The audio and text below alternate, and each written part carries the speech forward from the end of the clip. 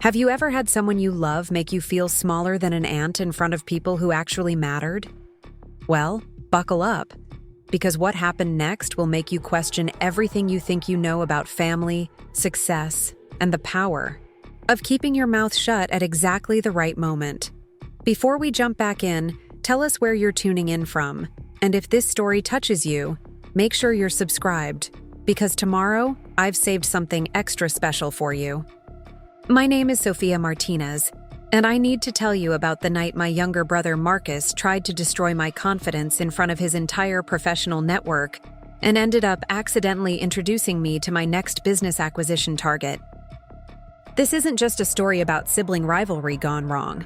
This is about what happens when the person who's supposed to have your back decides to throw you under the bus for a few cheap laughs, and karma shows up wearing designer heels and carrying a briefcase full of contracts. Let me paint you a picture of Marcus first, because understanding him is crucial to understanding why what happened next was so perfectly poetic. Marcus Antonio Martinez had always been the kind of person who could charm his way out of a parking ticket and into a promotion in the same afternoon. At 26, he was everything my Puerto Rican mother had dreamed of in a son: ambitious, well-dressed, articulate, and working for one of Miami's most prestigious marketing firms, Velocity Creative Solutions. He lived in a glass-walled condo in Brickell with a view of Biscayne Bay that cost more per month than most people make in 3. His Instagram feed was a carefully curated collection of client dinners, networking events, and weekend yacht parties that screamed success to anyone paying attention. Marcus wasn't just successful. He was the kind of successful that made our extended family gather around him at every gathering, hanging on his every word about corporate strategy and client acquisitions. He spoke fluent business jargon, wore suits that cost more than my monthly grocery budget, and had this infectious confidence that made everyone in the room feel like they were in the presence of someone important. Our parents practically glowed whenever they introduced him to their friends.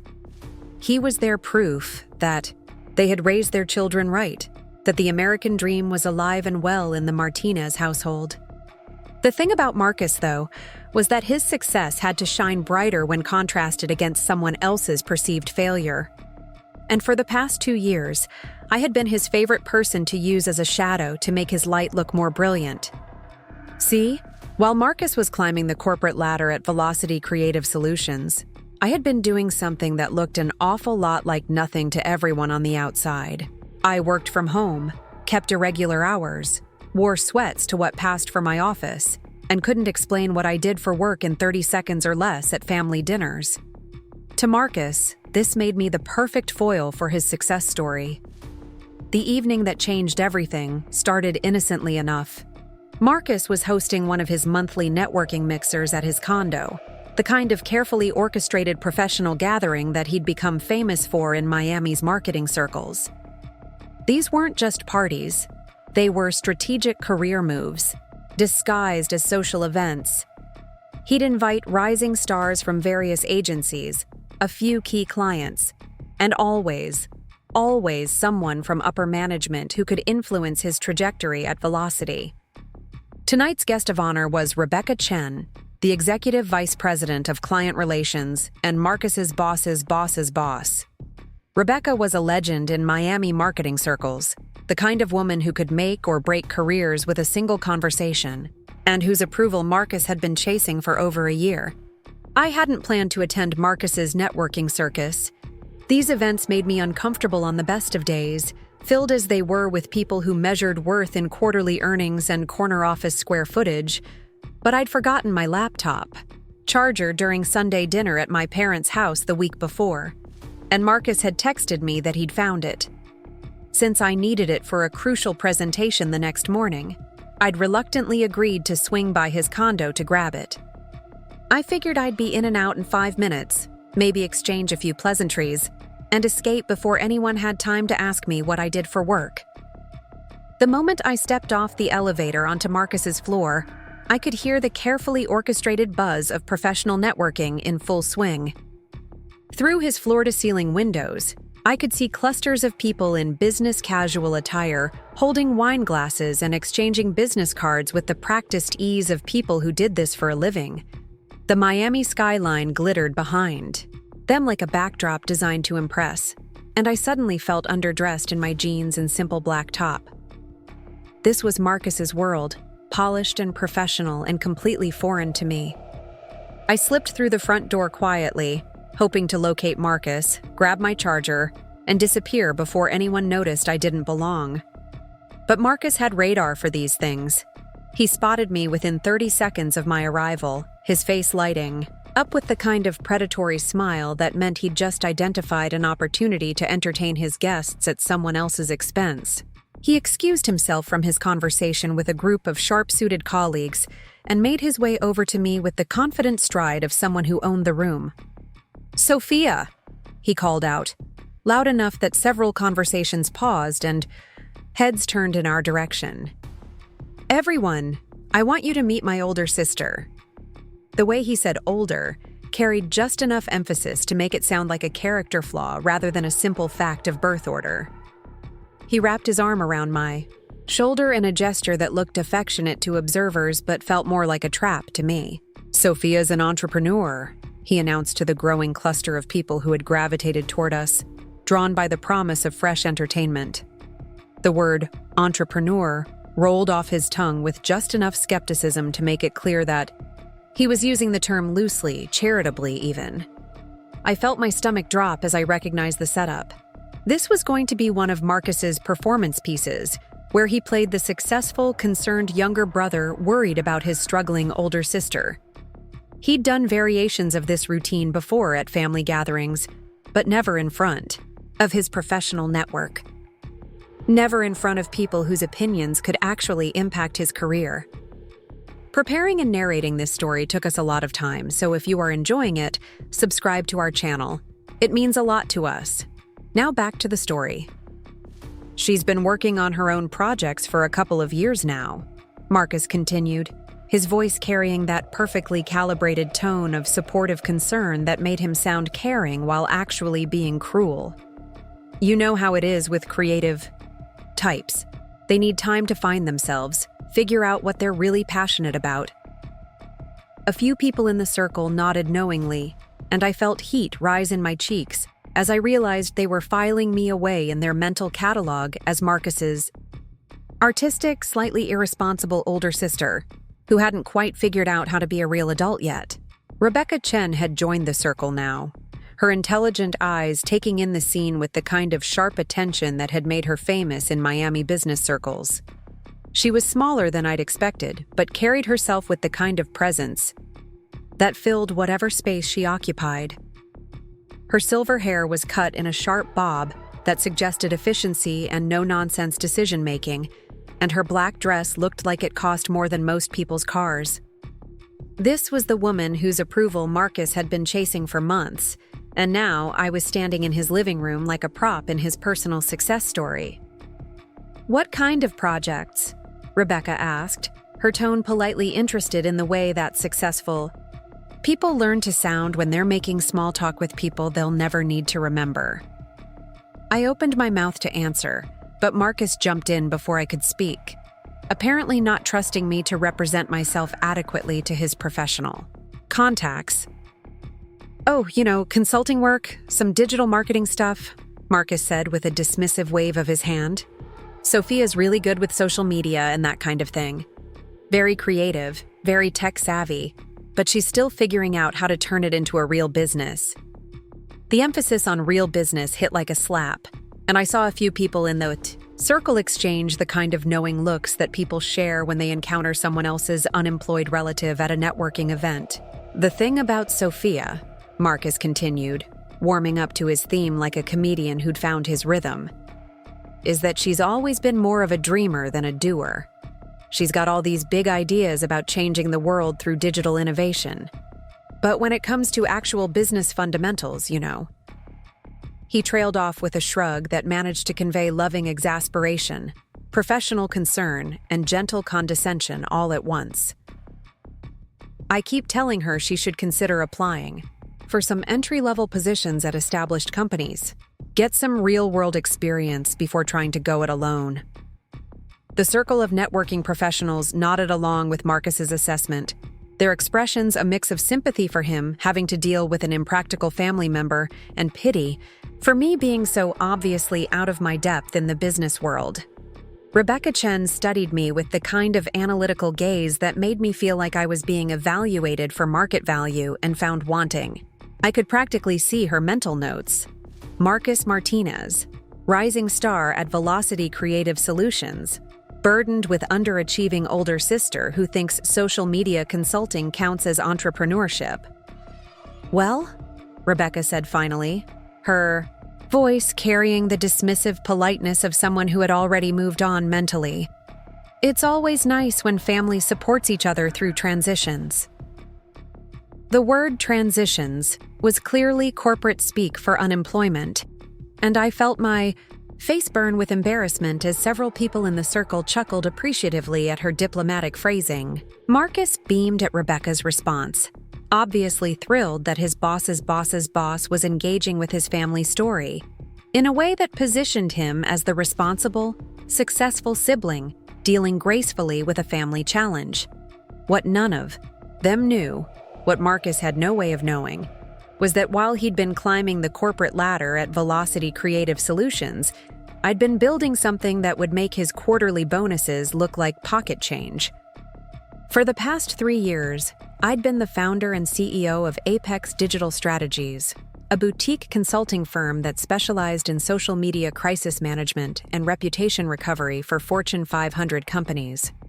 My client list read like a who's who of major corporations, and my team of 12 contractors had helped more than 40 companies navigate everything from viral PR disasters to hostile takeover attempts. The consulting work that Marcus described so dismissively had generated over $2.8 million in revenue in the past 18 months alone.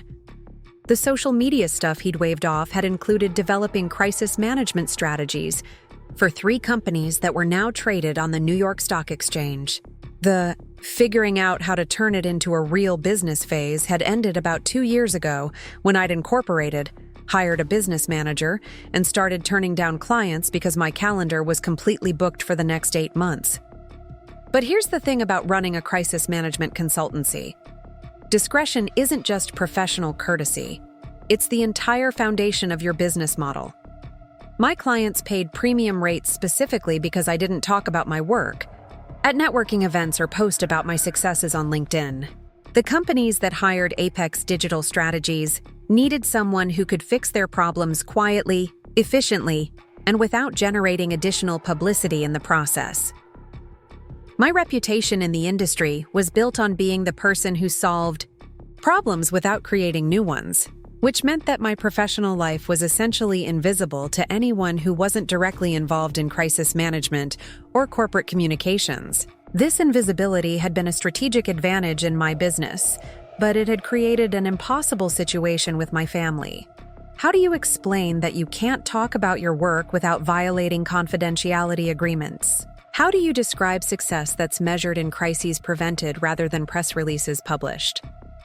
Marcus saw my home office setup, my irregular hours, and my inability to explain my projects in detail, and he'd constructed a narrative about his struggling older sister that had become so entrenched in our family dynamic that contradicting it felt impossible. As Marcus continued to hold court in his living room, spinning his story about his well-meaning but impractical sister, I caught sight of someone in the crowd who made my heart skip a beat for entirely different reasons. Standing near the floor-to-ceiling windows with a glass of wine in her hand was Jennifer Walsh, the Chief Communications Officer for Meridian Financial Group, one of the largest investment firms in the Southeast. Jennifer was also the person who had been trying to reach me for the past 6 weeks about a potential crisis management contract that would be the largest single project in Apex Digital Strategies history. Meridian Financial was facing a hostile takeover attempt from a competitor, and their current communications team was drowning in the media attention. Jennifer had found my firm through a referral from a previous client, and we'd been playing phone tag for weeks trying to schedule a consultation meeting. She'd left 3 voicemails in the past week alone, each one sounding more urgent than the last. And now here she was, standing in my brother's living room, listening to him describe me as an unemployed dreamer who needed career guidance. I watched Jennifer's face carefully as Marcus continued his performance, looking for any sign of recognition. Her expression was politely attentive but gave nothing away, and I realized that she might not have connected the Sophia Martinez getting roasted by her brother with the CEO of Apex Digital Strategies she'd been trying to hire. It was entirely possible that she only knew me by my business name and had never seen a photo of me, since my company's website featured testimonials and case studies, but no staff photos for confidentiality reasons. The irony of the situation was almost too much to bear. Here was Marcus, trying to impress Rebecca Chen and his professional network by positioning himself as the successful sibling who was patiently dealing with his struggling sister's career. Confusion. Meanwhile, standing 20 feet away was a potential client who'd been offering me a contract worth more than Marcus's annual salary, and she was listening to him inadvertently torpedo any possibility of professional credibility I might have had in this room. The job market is tough right now for people without traditional business experience, Rebecca Chen was saying, her voice carrying the kind of patronizing sympathy that successful people reserve for those they consider less fortunate. But I'm sure with Marcus's connections and guidance, you'll find something that's a good fit. She smiled at me with the condescending kindness of someone offering charity to the deserving poor, and I felt a flash of anger so intense that I had to clench my fists to keep from responding immediately. Marcus nodded earnestly, playing up his role as the concerned younger brother. I've actually been talking to some people in HR at Velocity about potential opportunities, he said, glancing meaningfully at Rebecca. Nothing management level, of course, but there are always openings for people who are willing to start at the bottom and work their way up. Social media coordination, maybe some administrative support for our digital marketing team?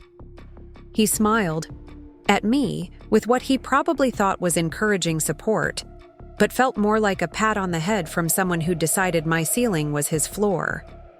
The suggestion that I should apply for entry-level positions at his company was so absurd that I almost laughed out loud. Velocity Creative Solutions was exactly the kind of mid-tier marketing agency that firms like mine were hired to clean up after when their campaigns went spectacularly wrong. I'd actually been contacted by 2 of their competitors in the past year to help manage the fallout from Velocity campaigns that had backfired publicly. The idea that I would need Marcus to pull strings to get me an administrative position at a company whose work I'd been hired to fix was so ridiculous that it took all my self-control not to correct him immediately. But I didn't correct him. Instead, I smiled politely and thanked him for thinking of me, playing along with his narrative because I was curious to see how far he would take this performance. There was something almost fascinating about watching my younger brother construct an elaborate fiction about my life and career, while standing in a room with someone who'd been trying to hire me for a project worth more than his condo's annual maintenance fees. It was like watching someone dig a hole while standing next to a ladder, completely unaware that they were making their situation worse with every shovelful of dirt. "That's very thoughtful of Marcus," I said, keeping my voice carefully neutral. "He's always looking out for me." A few people in the circle nodded approvingly, clearly impressed with Marcus's family loyalty and professional generosity. Rebecca Chen smiled at him with the kind of approval that probably made his career advancement dreams feel within reach, and I could see the satisfaction in his eyes as he basked in the positive attention his concerned brother routine was generating. Jennifer Walsh had moved closer to our circle during Marcus's speech, and I caught her studying me with a more focused attention than the situation seemed to warrant. There was something in her expression that suggested she might be starting to put pieces together, though I couldn't be sure. Her phone buzzed, and she glanced down at the screen briefly before looking back up at me with an expression that had shifted from polite interest to something more calculating.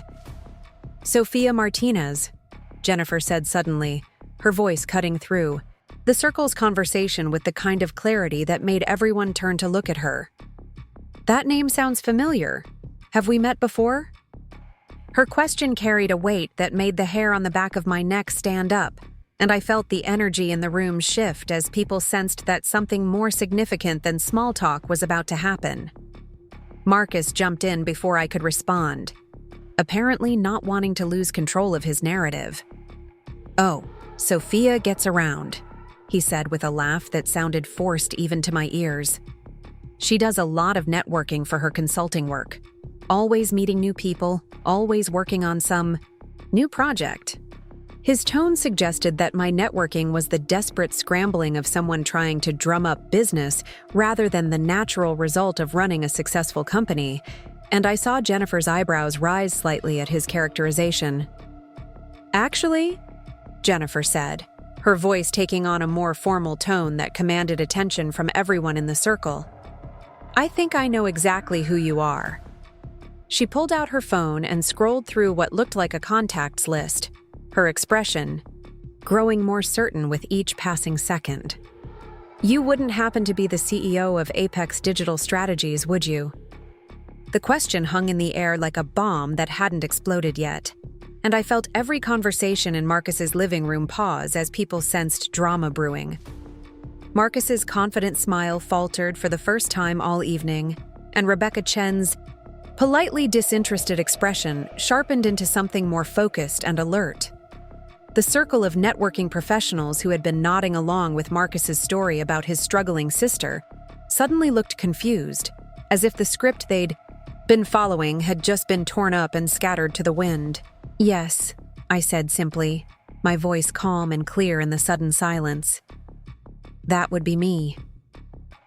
The silence that followed my confirmation stretched for what felt like an eternity, but was probably only 3 or 4 seconds. In that brief pause, I watched Marcus's face cycle through confusion, disbelief, and something that looked dangerously close to panic. His mouth opened slightly as if he wanted to say something, but no words came out. The confident, charming younger brother who had been holding court just moments before suddenly looked like someone who had just realized he'd been walking on thin ice that was starting to crack beneath his feet. Rebecca Chen's expression had transformed completely. The polite disinterest she'd shown when I was introduced as Marcus's struggling sister had been replaced by sharp, calculating attention. Her dark eyes moved between Jennifer Walsh and me, clearly trying to piece together how the unemployed family member she'd been pitying 30 seconds ago had suddenly become someone worth a Fortune 500 executive's immediate attention.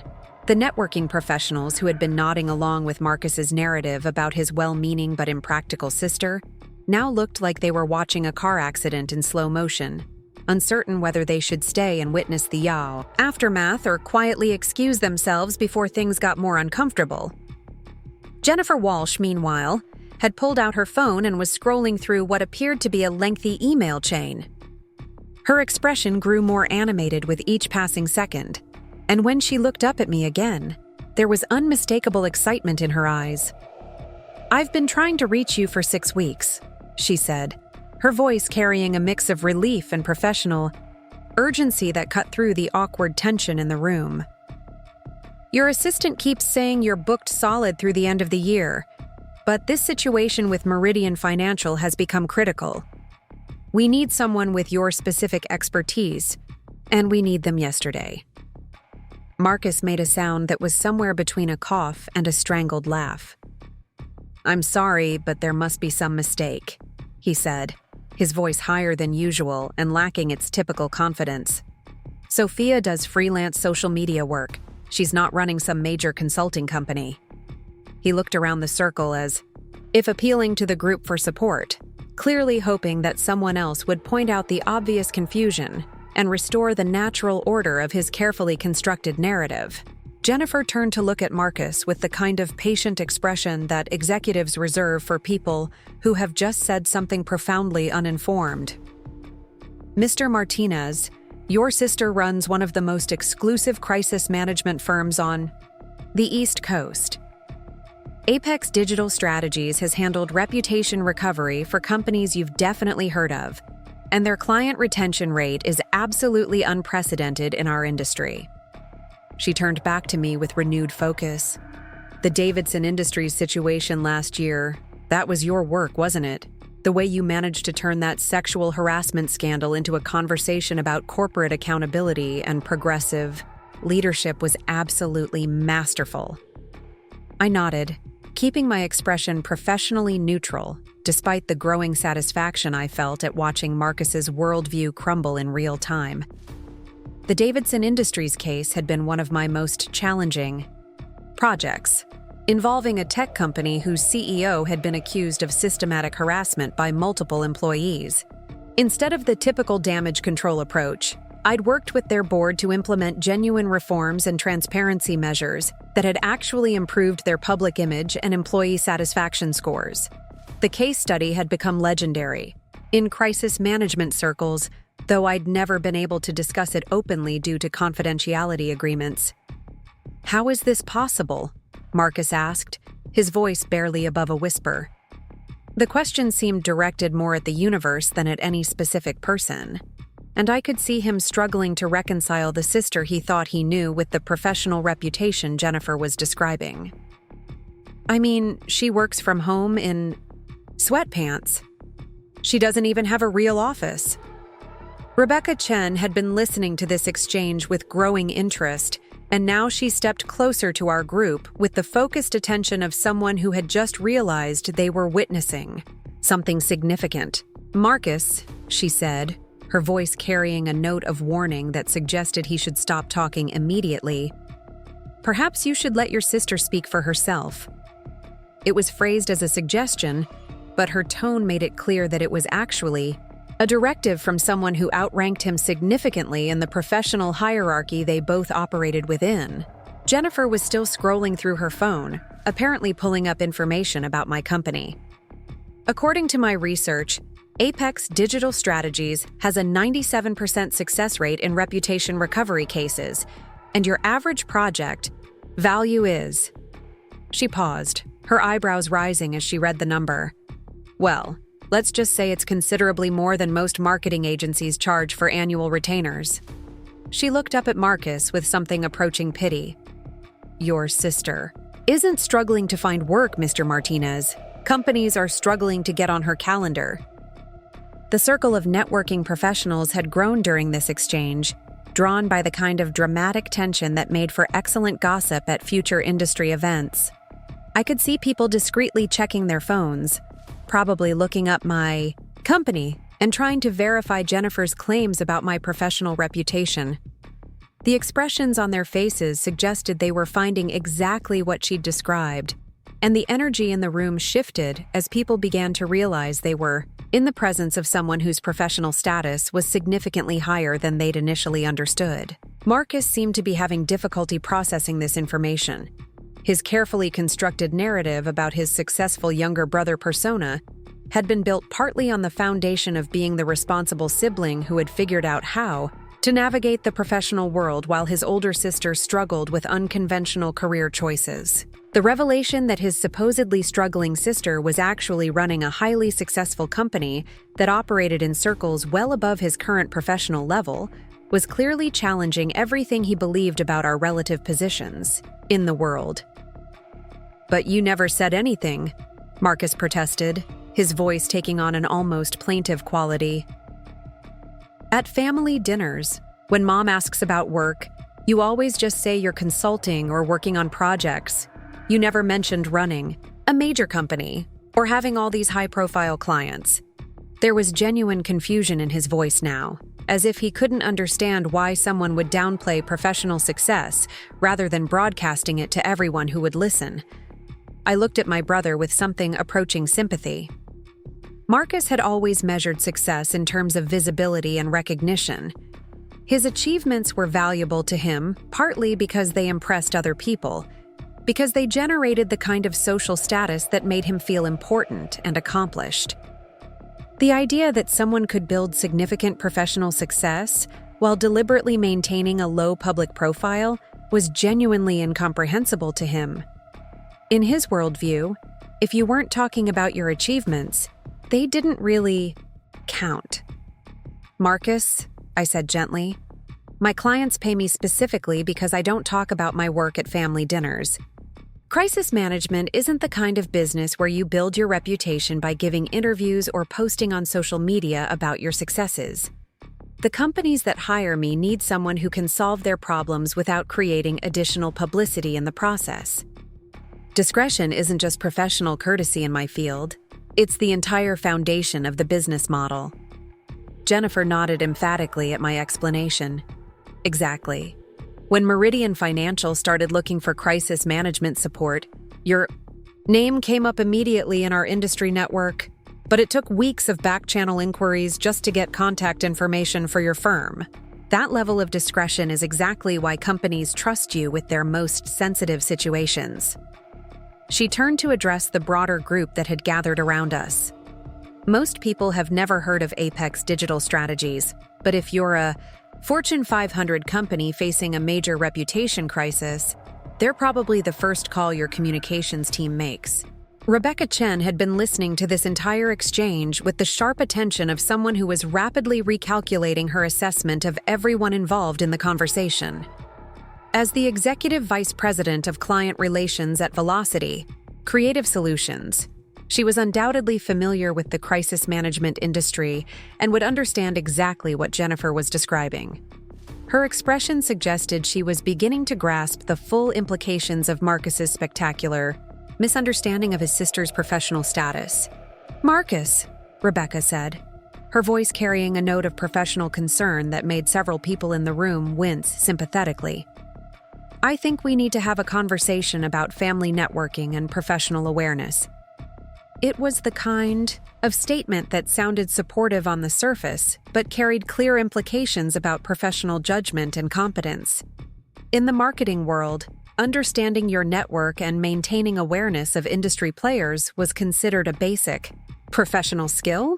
The fact that Marcus had been completely unaware of his sister's reputation in a related field raised questions about his general industry knowledge and networking effectiveness. Meanwhile, other people in the crowd had clearly been doing their own research on their phones. I could see the moment when information clicked for various individuals, as their expressions shifted from confusion to recognition, to something approaching awe. One woman near the back of the group held up her phone to show her companion something on the screen, and I caught a glimpse of what appeared to be an article about crisis management best practices that featured quotes from my work on the Davidson Industries case.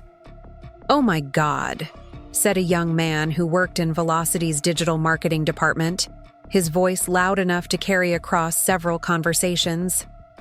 Apex Digital Strategies is the company that handled the Silverstone Entertainment situation last month. They managed to turn a complete PR nightmare into positive coverage about corporate transparency and accountability. I used that case as an example in 3 different client presentations. He was staring at me with the kind of recognition that people usually reserved for minor celebrities or industry legends. Marcus's face had gone through several color changes during this revelation, settling on a pale shade that suggested he was beginning to understand the magnitude of his miscalculation. The younger brother, who had been confidently offering to help me find entry-level employment at his company, was slowly realizing that his sister's professional reputation operated in circles that were significantly more influential than anything he'd achieved in his own career. "The Silverstone case?" Jennifer said, her voice taking on an almost reverent tone. "That was absolute genius. A multinational entertainment company facing accusations of cultural appropriation and exploitative labor practices, and somehow you managed to turn the entire conversation into a showcase for their new diversity and fair labor initiatives. The way you transformed a potential boycott into a brand loyalty campaign was unlike anything I've seen in 20 years of corporate communications." I appreciated Jennifer's recognition of that particular project, though I couldn't take full credit for the outcome. The Silverstone case had required coordinating with their legal team, human resources department, and 3 different international offices to implement genuine policy changes that address the underlying issues rather than just managing the surface-level publicity problems. The success of that campaign had come from actually solving the problems that had created the crisis in the first place, rather than just controlling the narrative around them. But what made the moment particularly satisfying was watching Marcus realize that while he'd been describing me as someone who dabbled in social media work, I'd actually been building a reputation in an industry that his own company sometimes needed to hire outside experts to handle. Velocity Creative Solutions was a solid mid-tier marketing agency, but they didn't have the specialized expertise to manage major reputation crises for Fortune 500 companies. When their clients faced serious publicity problems, they typically had to bring in outside consultants exactly like me. "I need to ask," said Rebecca Chen, her voice carrying the kind of careful professionalism that suggested she was already thinking about potential business implications. "Does Apex Digital Strategies ever work with marketing agencies on collaborative projects? Because Velocity has several clients who could benefit from your level of crisis management expertise." It was a diplomatic way of exploring whether my company might be available for the kind of high-level consulting work that could enhance Velocity's service offerings and demonstrate their connections to industry-leading specialists. The question hung in the air with significant weight, and I could see Marcus processing the implications. His boss's boss's boss was essentially asking whether his supposedly unemployed sister might be available to help elevate his company's service capabilities. The professional hierarchy that he thought he understood had just been completely inverted, and he was struggling to figure out where he fit in this new configuration. Jennifer Walsh had been listening to Rebecca's question with obvious interest, and now she stepped forward with the confidence of someone who sensed a potential business opportunity. "Actually, that's part of why I've been so eager to connect with Sophia. Meridian Financial's situation is complex enough that we're going to need a coordinated approach involving multiple specialists.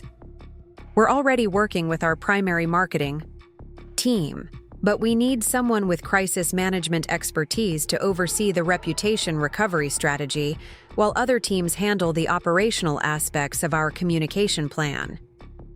I could see the wheels turning in Rebecca's mind as she processed what Jennifer was describing. A collaborative project between Velocity Creative Solutions and Apex Digital Strategies would represent exactly the kind of high-profile, sophisticated client work that could significantly enhance Velocity's reputation in Miami's competitive marketing landscape. The fact that such an opportunity was presenting itself through Marcus's family connection had obvious professional implications, though not necessarily the ones he would have preferred. Marcus seemed to be having difficulty finding his voice. The confident younger brother who had been entertaining his networking guests with stories about his struggling sister's career confusion had been replaced by someone who looked like he was trying to solve a complex puzzle with several missing pieces. The narrative he'd constructed about our relative professional positions had been so thoroughly demolished that he appeared to be questioning his understanding of basic reality. "I don't understand," Marcus said finally, his voice barely above a whisper. "If you're running this successful company, if you have all these important clients, why didn't you ever say anything? Why did you let me think?" He trailed off, apparently unable to articulate exactly what he had been thinking, or why the reality of my professional success was so difficult for him to accept. The question revealed something fundamental about Marcus's approach to success and recognition. In his worldview, professional achievement was valuable primarily because it impressed other people and generated social status. The idea that someone would deliberately maintain a low profile about significant professional accomplishments was genuinely confusing to him, because it contradicted his basic assumptions about why people pursued career success in the first place. But there was also something else in his question, something that suggested he was beginning to understand that his public characterization of my career had been more than just harmless family teasing. The concerned brother routine that he'd been performing for his networking guests hadn't just been inaccurate. It had been professionally damaging in ways that he was only now beginning to comprehend. Standing in a room full of industry professionals while describing his sister as someone who needed his help, finding entry-level employment had implications that extended well beyond family dynamics. Jennifer had apparently decided that this was an opportune moment to address the business situation that had brought her to Marcus's networking event in the first place. "Sophia, I know your assistant said you're booked through the end of the year, but the Meridian financial situation really has become urgent. We're facing a hostile takeover attempt, and the media coverage has been increasingly negative. Our current communications team is good, but they don't have experience managing this level of public scrutiny while simultaneously defending against acquisition tactics." The room had grown quiet as people realized they were witnessing what appeared to be a high-stakes business negotiation unfolding in the middle of a social gathering. This was the kind of conversation that usually happened in boardrooms or private offices, not at networking mixers and residential condos. The fact that it was taking place in Marcus's living room, involving his sister, whom he'd just finished describing as unemployed, added an additional layer of surreal drama to the situation. I considered Jennifer's request carefully. The Meridian financial situation was exactly the kind of complex, high-profile case that Apex Digital Strategies specialized in, and Jennifer was right that most marketing teams didn't have the specific expertise required to manage reputation recovery during hostile takeover attempts. The project would be challenging, lucrative, and potentially career-defining for everyone involved. It was also the kind of opportunity that could establish valuable long-term relationships with other major financial institutions who might face similar challenges in the future. The timeline would be aggressive, I said, thinking through the logistical implications of taking on such a major project with my current client commitments. And the scope would likely extend beyond traditional crisis management into strategic communications planning and possibly media relations coordination. That's not typically a one-person operation, even for a specialized firm like mine. Rebecca Chen stepped forward with obvious interest. That's exactly the kind of collaborative opportunity I was thinking about. Velocity has excellent media, relations capabilities, and strategic communications expertise. If Apex Digital Strategies could handle the crisis management and reputation recovery aspects, while Velocity managed the operational communications and media coordination, it could be an ideal partnership for everyone involved. I could see Marcus processing the implications of what Rebecca was proposing. His boss's boss's boss was essentially suggesting that his company could benefit professionally from partnering with his sister's firm on a major project. The family dynamic that he'd been using to position himself as the successful, responsible sibling was suddenly presenting opportunities for his own career advancement, though not in any way he could have anticipated or controlled. The conversation about the potential Meridian financial project was interrupted by the arrival of someone I hadn't expected to see at Marcus's networking event. Walking through the front door with the confident stride of someone who owned whatever space they entered was David Castellanos, the founder and CEO of Castellanos Media Group, one of the largest advertising conglomerates in the Southeast.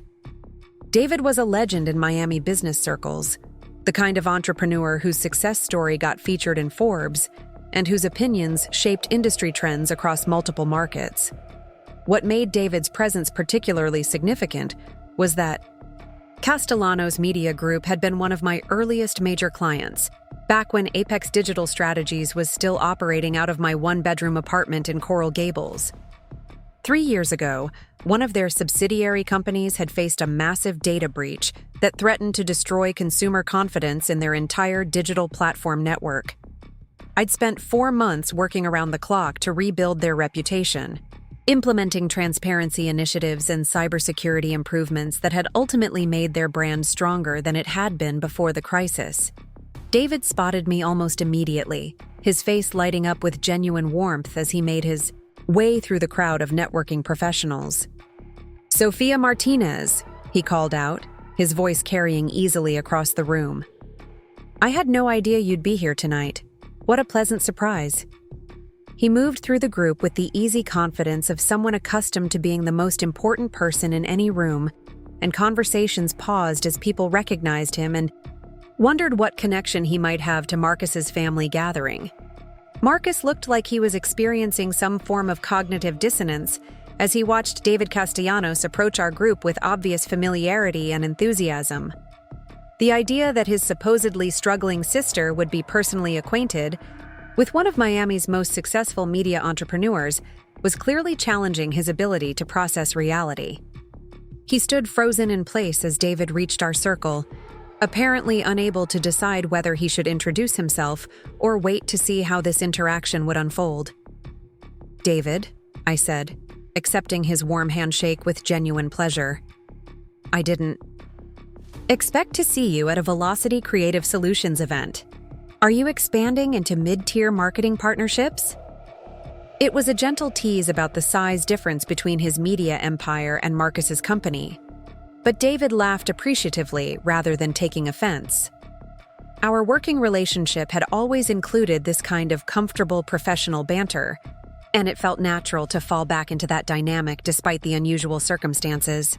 "Actually, I'm here because Rebecca Chen has been trying to convince me to consider Velocity for some of our smaller subsidiary campaigns," David replied, glancing toward Rebecca with a smile that suggested this was an ongoing professional courtship. "She's been making a compelling case for their capabilities, and I wanted to see their networking operations firsthand. Though I have to admit, finding you here is making this evening much more interesting than I anticipated." Rebecca Chen's expression had shifted from professional interest to something approaching calculation as she processed the obvious familiarity between David and me. As someone who had been trying to secure Castellanos Media Group as a client, she would understand exactly what David's presence represented in terms of business opportunity and industry influence. The fact that he was clearly comfortable with me on a personal level suggested professional relationships that operated well above the level she'd been assuming based on Marcus's introductions. Jennifer Walsh had been watching this interaction with growing excitement, and now she stepped forward with the focused attention of someone who had just realized they were witnessing a convergence of exactly the kind of industry connections she needed for her Meridian financial project. "Mr. Castellanos," she said, extending her hand with professional confidence. "I'm Jennifer Walsh from Meridian Financial Group. I've actually been hoping to connect with you about some potential collaboration opportunities." David accepted, her handshake with polite interest, though I could see him quickly assessing Jennifer's professional significance and trying to place her in the context of his business priorities. "Meridian Financial," he repeated thoughtfully. "You're dealing with the Blackstone acquisition attempt, aren't you? I've been following that situation in the trade publications. Complex situation from a communications perspective." The mention of the Blackstone acquisition attempt sent a ripple of recognition through the crowd of networking professionals. The hostile takeover battle between Meridian Financial and Blackstone Investment Corporation had been front-page news in the business sections of major newspapers for weeks, involving billions of dollars and potentially affecting thousands of jobs across multiple states. The fact that Jennifer was here seeking crisis management support suddenly made much more sense to everyone who had been following the story. "That's exactly why I've been trying to reach Sophia," Jennifer said, gesturing toward me with obvious relief. "We need someone with her specific expertise in reputation management during hostile takeover situations. The media coverage has been increasingly focused on internal drama rather than our actual business fundamentals, and we need to shift the narrative before it affects stakeholder confidence."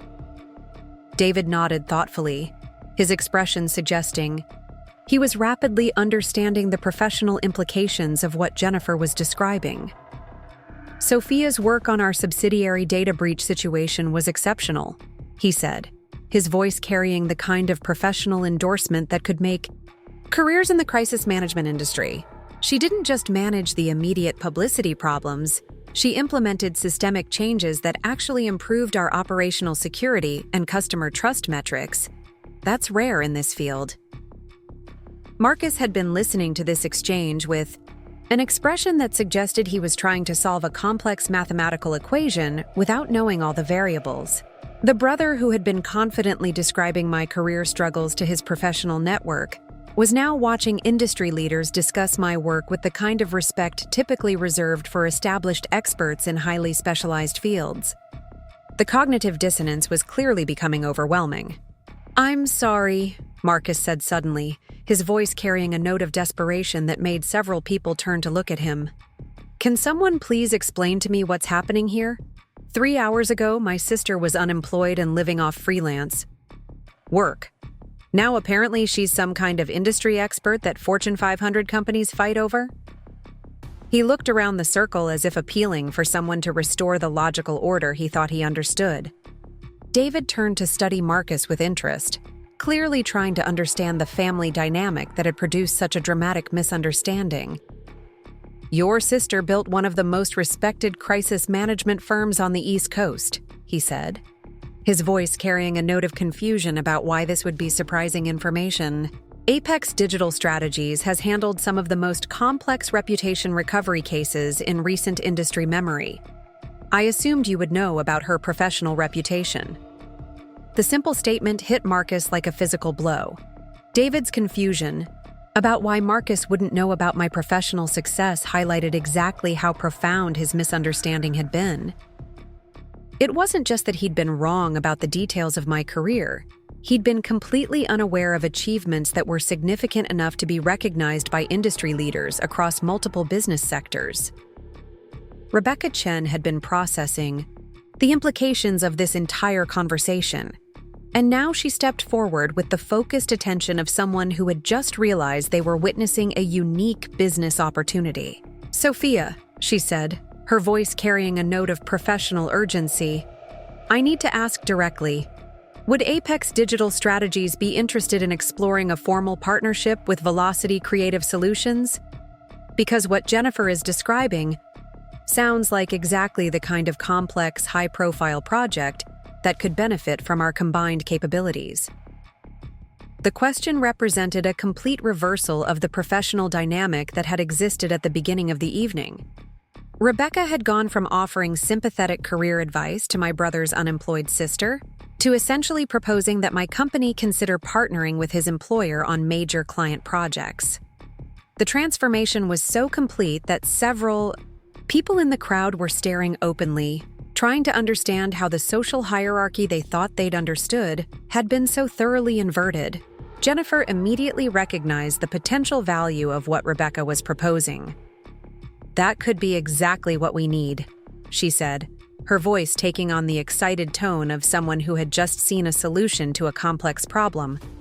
Meridian Financial's situation requires both crisis management expertise and comprehensive communications coordination. If Apex Digital Strategies could handle the reputation recovery strategy while Velocity managed the operational aspects, it could give us the integrated approach we've been looking for. I considered the proposal carefully, thinking through the logistical and strategic implications of partnering with Marcus's company on such a high-profile project. The Meridian Financial situation was exactly the kind of complex, challenging case that could enhance both companies' reputations if handled successfully. It was also the kind of project that could generate significant ongoing business relationships with other major financial institutions facing similar challenges. The timeline would be aggressive, I said, addressing both Rebecca and Jennifer. Hostile takeover situations don't wait for convenient scheduling, and reputation management during acquisition battles requires constant monitoring and rapid response capabilities. Any partnership would need to be structured to support that level of operational intensity. David had been listening to this discussion with obvious interest, and now he stepped forward with a suggestion that surprised everyone. Actually, this could be an interesting pilot project for a larger strategic initiative I've been considering. Castellanos Media Group has been exploring opportunities to develop specialized crisis management capabilities for our financial services clients. If this Meridian Financial project works well, there could be opportunities for ongoing collaboration on similar cases. The suggestion sent a visible wave of excitement through both Rebecca and Jennifer. The prospect of working on a project that could lead to ongoing business relationships with Castellanos Media Group represented exactly the kind of career-defining opportunity that ambitious professionals spent years trying to create. For Rebecca, it could mean establishing Velocity as a preferred partner for one of the region's most influential media companies. For Jennifer, It could mean access to crisis management resources that would be valuable well beyond the current Blackstone situation.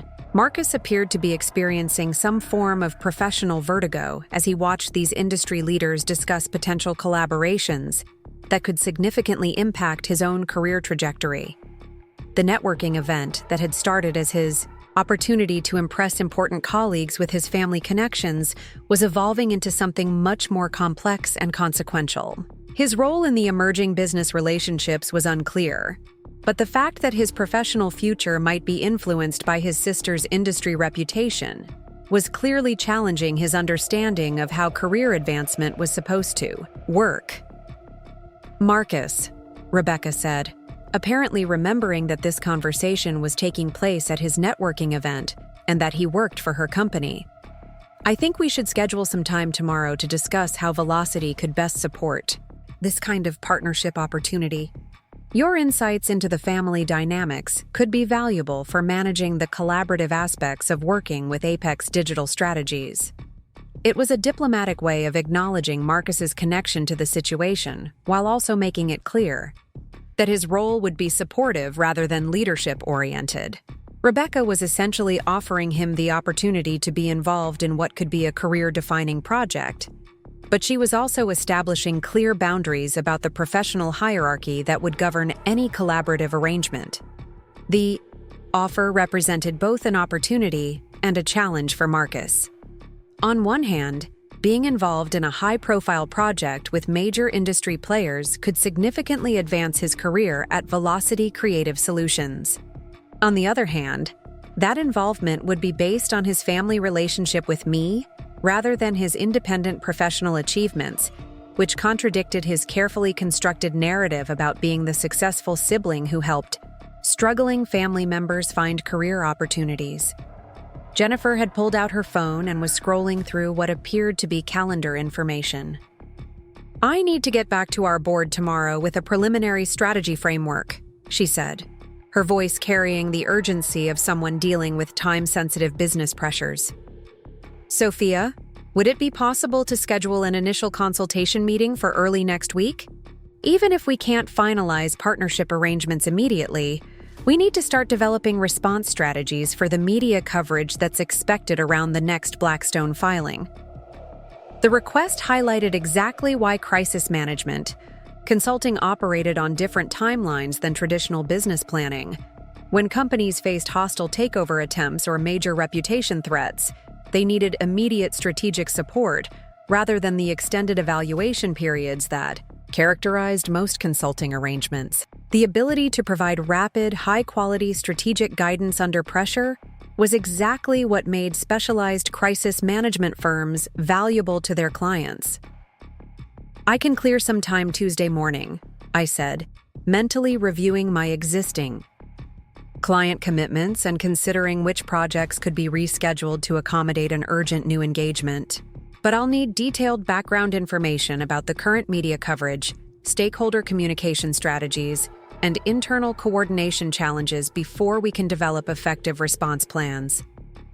David nodded approvingly at my request for comprehensive background information.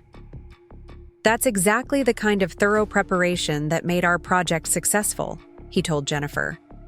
"Sophia doesn't just manage immediate publicity problems. She analyzes the underlying operational and strategic issues that create vulnerability to reputation crises. That's why the solutions she develops tend to have lasting positive impact rather than just short-term damage control."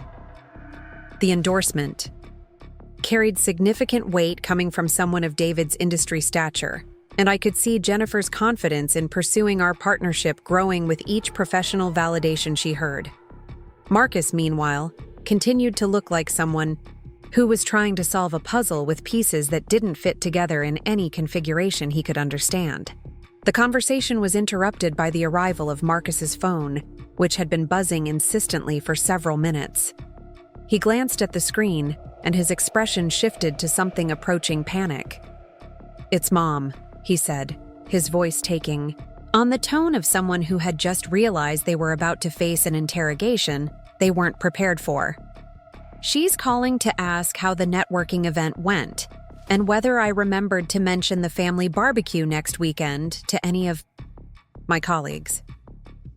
The mention of family gatherings introduced a new layer of complexity to the evening's revelations.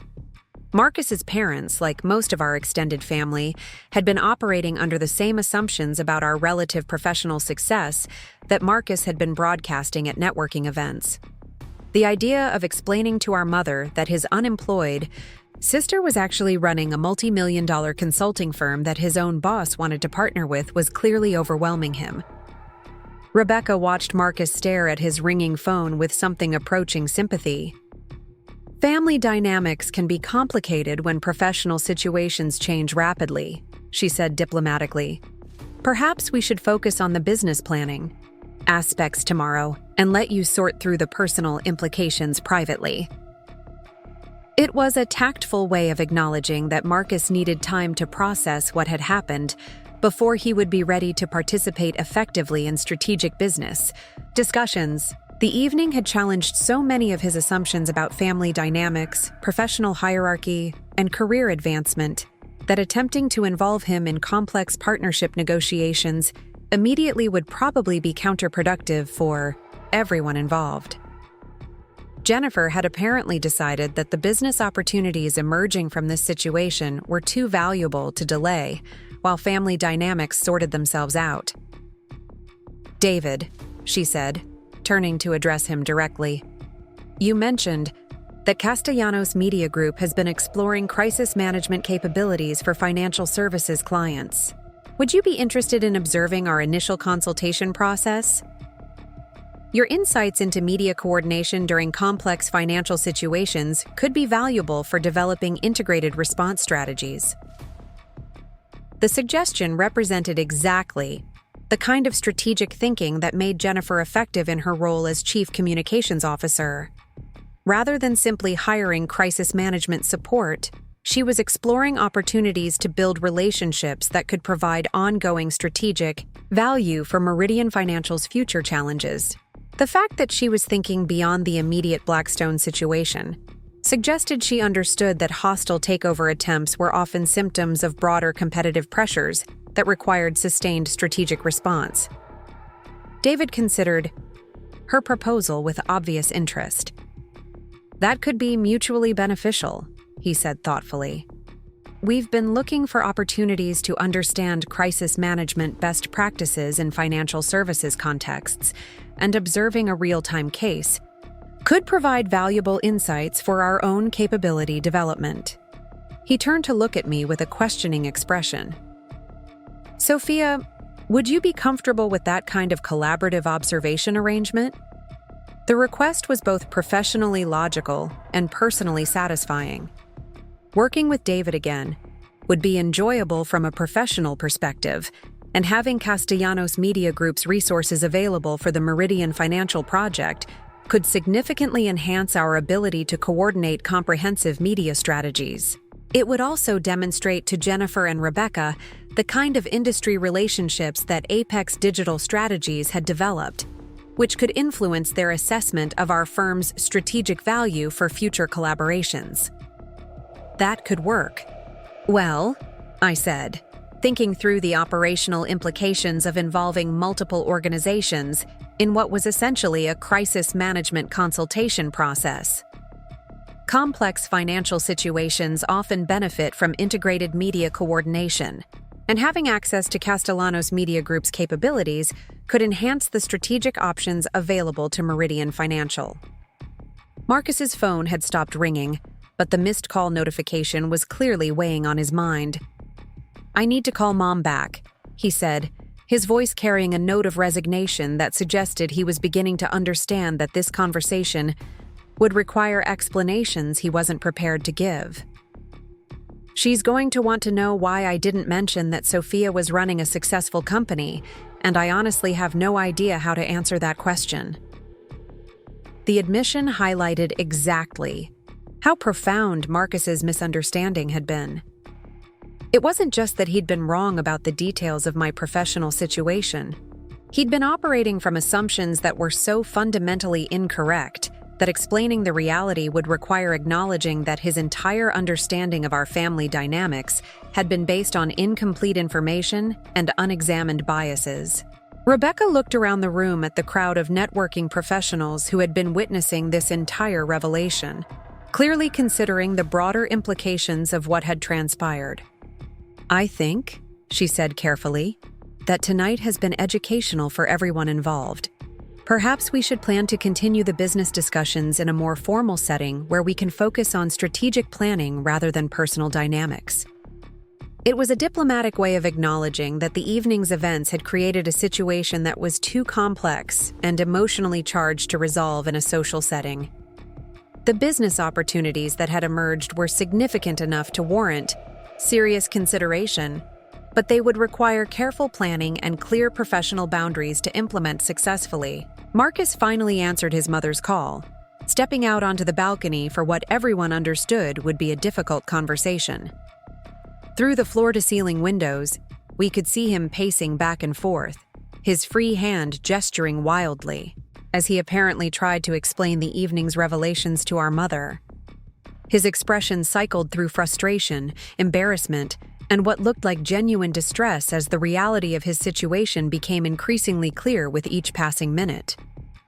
Meanwhile, the remaining networking professionals in his living room had begun clustering into smaller groups, their conversations buzzing with excitement about what they'd witnessed. I caught fragments of discussions about industry connections, professional networking strategies, and the importance of really knowing your family members' careers before making public statements about their professional situations. Several people were still looking up information about Apex digital strategies on their phones, and I could see the moment when various pieces of my professional history clicked into place for different individuals. Jennifer Walsh had claimed a corner of Marcus's sleek modern couch and was scrolling through what appeared to be extensive email chains on her tablet, occasionally making notes in a leather portfolio that looked expensive enough to cost more than most people's monthly rent. "The timeline is even more compressed than I initially thought," she said, looking up from her screen with obvious concern. "Blackstone is planning to file additional acquisition documents on Friday, which means they're probably coordinating a media strategy to coincide with that filing. We need to have our response framework in place before they control the narrative cycle." David Castellanos had settled into one of Marcus's designer armchairs and was conducting what appeared to be a strategic planning session via text messages, his fingers moving rapidly across his phone screen as he coordinated with various members of his team. "I'm bringing in Elena Rodriguez from our financial communications division," he said, glancing up from his phone. "She's handled similar hostile takeover situations for 3 different investment firms, and her media coordination experience could be valuable for managing the rapid response requirements that Jennifer's describing." Rebecca Chen was taking notes in a small notebook, clearly trying to capture the key elements of what was shaping into a complex, multi-company collaboration. "From Velocity's perspective," she said, looking between Jennifer and me, "we can provide comprehensive media relations support, stakeholder communication coordination, and rapid content development for whatever strategic messaging framework Apex Digital Strategies recommends. Our team has experience with time-sensitive financial communications, though obviously not at the scale or complexity level that Meridian Financial represents." The discussion was taking on the focused intensity that characterized high-stakes business planning, and I found myself mentally shifting into the strategic thinking mode that had made Apex Digital Strategies successful with similarly complex crisis management situations. The Meridian Financial case would require coordinating legal strategy, media relations, stakeholder communications, and reputation management across multiple time zones and regulatory environments. It was exactly the kind of challenging, high-profile project that could establish lasting professional relationships while generating significant revenue for all the companies involved. "The key challenge," I said, thinking through the operational requirements, "will be maintaining message consistency across all communication channels while adapting our response strategy to whatever tactics Blackstone employs." Hostile takeover. Situations are inherently reactive from a communications perspective, which means we need frameworks that can accommodate rapid strategic pivots without losing coherence or credibility. Jennifer nodded emphatically at my assessment. Exactly. Our current communications team is excellent at managing planned initiatives and controlled messaging environments, but they're struggling with the unpredictable timing and adversarial nature of responding to Blackstone's strategic communications. We need someone who can think 3 moves ahead while simultaneously managing immediate response requirements. David looked up from his phone with renewed interest. That's precisely why Castellanos Media Group has been exploring crisis management capabilities. Our financial services clients increasingly face situations where traditional marketing support isn't sufficient for managing complex reputation challenges. Having demonstrated expertise in coordinating multi-company responses could be valuable for our broader strategic development. The conversation was interrupted by Marcus returning from his phone call, his expression suggesting that the discussion with our mother had gone about as well as expected.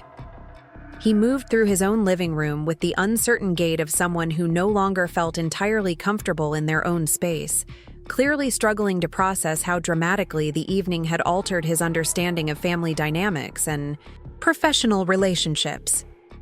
"How did that go?" Rebecca asked, her tone carrying genuine concern rather than mere politeness. As Marcus's superior at Velocity Creative Solutions, she understood that his personal situation could potentially affect his professional performance, and she clearly wanted to assess whether additional support or accommodation might be necessary. Marcus sat down heavily in the remaining empty chair, running his hands through his hair in a gesture that suggested exhaustion and overwhelm. "Mom wants to know why I've been telling everyone in the family that Sophia needs career help when, apparently, she's more successful than anyone else in our immediate family," he said, his voice carrying a note of defeat. "She also wants to know whether Sophia would be willing to give career advice to my cousin Miguel, who just graduated from business school and is looking for opportunities in the consulting field." The irony of the situation was almost too perfect. Our mother, who had been worrying about my career prospects based on Marcus's regular updates about my professional struggles, was now asking whether I might be able to help other family members advance their careers in business consulting. The complete reversal of her understanding of my professional status highlighted exactly how thoroughly Marcus's narrative about our relative success had influenced the entire family's perception of our individual achievements. Jennifer glanced between Marcus and me with obvious curiosity about how family dynamics might affect professional collaboration arrangements. "Will this situation create any complications for working together on the Meridian financial project?" she asked diplomatically. "Because family relationships can sometimes introduce unexpected complexities into business partnerships, and we need to ensure that personal dynamics don't interfere with strategic execution." It was a reasonable concern from a business perspective. Many otherwise successful professional collaborations had been undermined by personal relationships that created conflicts of interest, communication problems, or divided loyalties that affected decision-making processes. Jennifer needed to understand whether involving both Marcus and me in the same project would enhance or complicate her company's ability to achieve their strategic objectives. Marcus looked at me with an expression that suggested he was still processing the magnitude of his misunderstanding about my professional situation. "Sophia," he said, his voice quieter than usual, "I owe you an apology that's bigger than anything I can say in front of all these people. I've been describing your career in ways that were not just wrong, but actively damaging to your professional reputation.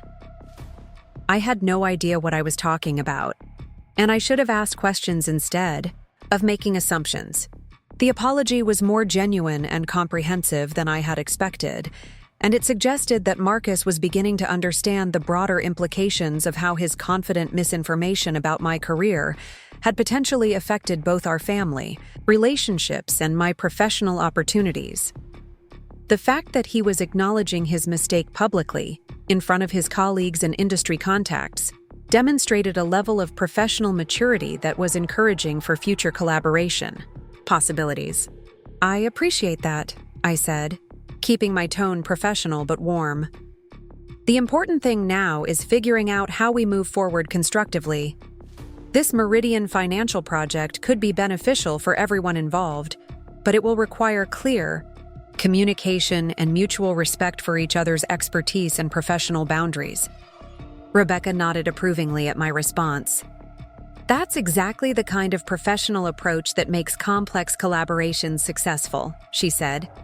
Clear role definitions, open communication channels, and respect for individual expertise areas are essential when multiple companies work together on time-sensitive projects.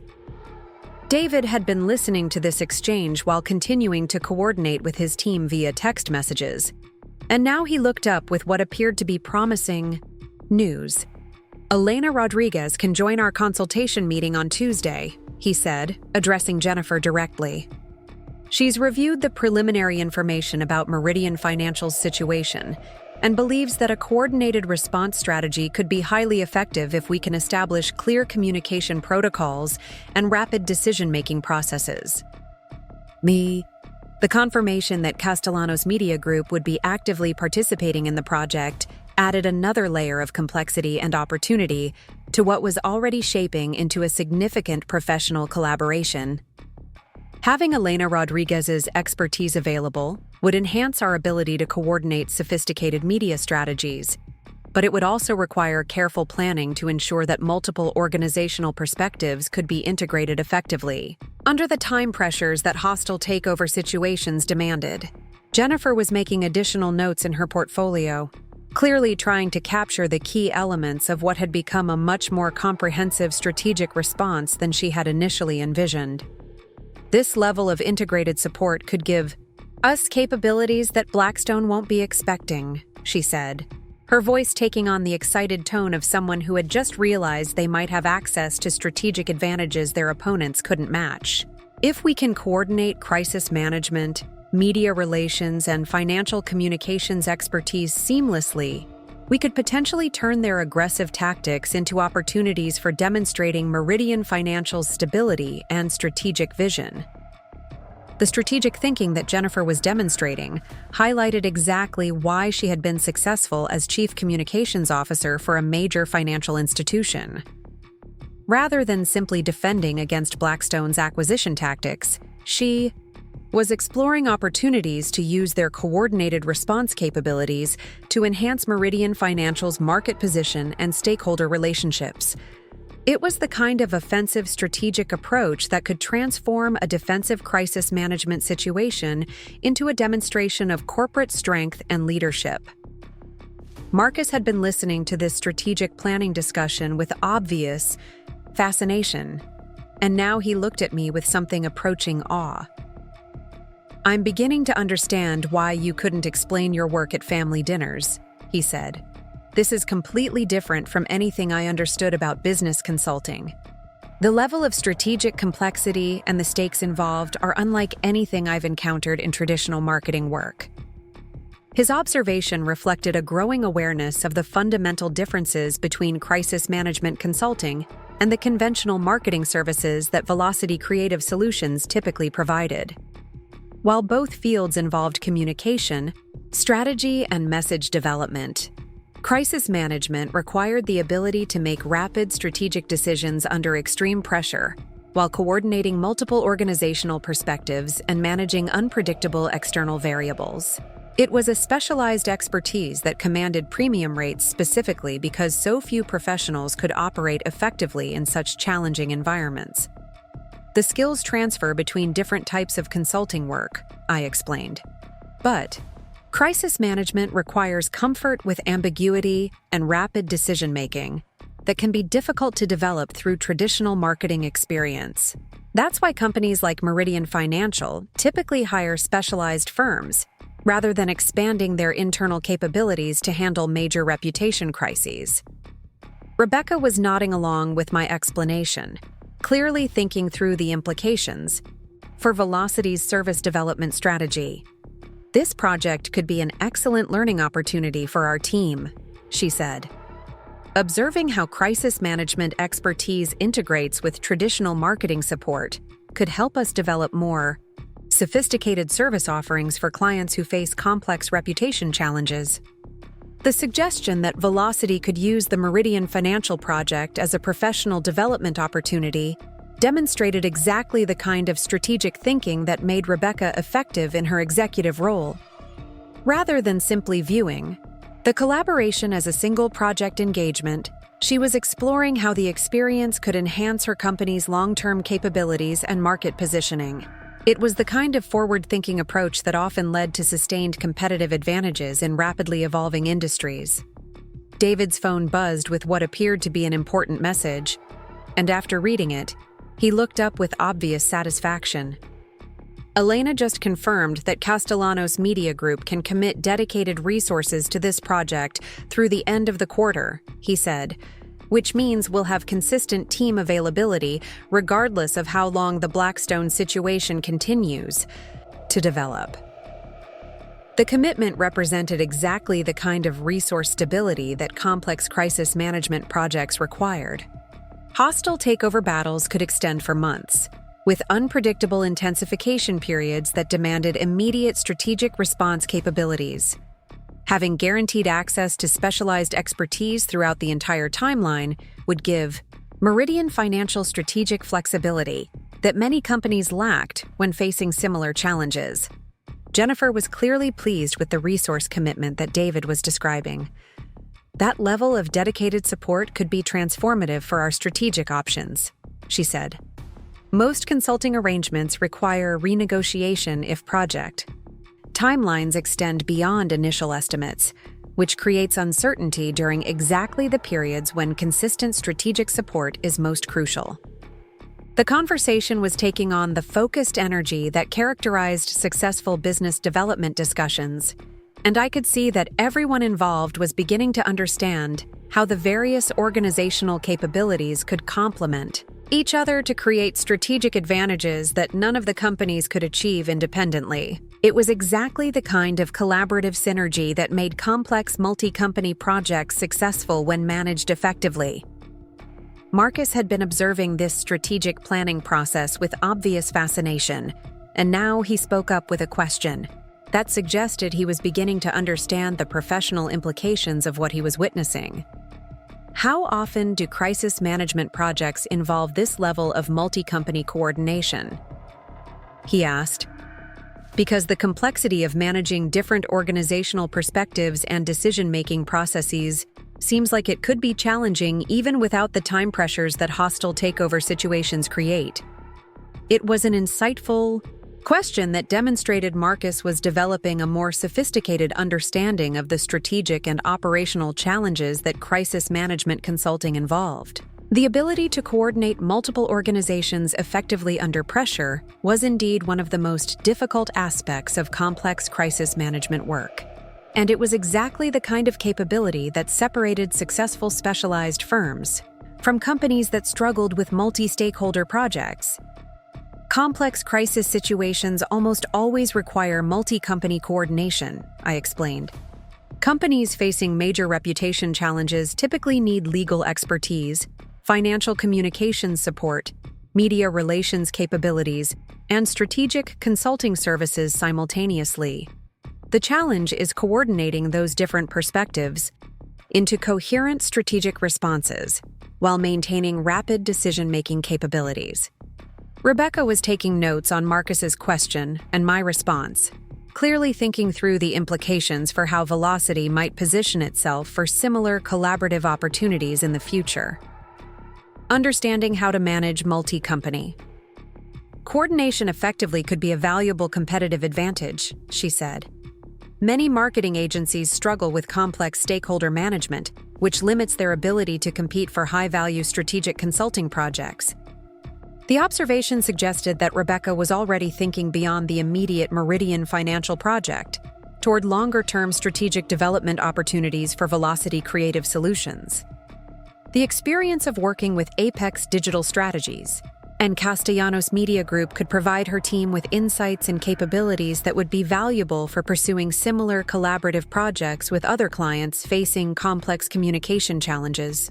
David looked around the room at the group of professionals who had assembled for what was originally supposed to be a casual networking event, clearly amused by how dramatically the evening had evolved. "I think," he said with a smile, "that Marcus's networking events are going to develop a reputation for producing unexpected business opportunities. This level of spontaneous strategic collaboration doesn't happen often in our industry." The comment highlighted exactly how unusual the evening's developments had been from a business networking perspective.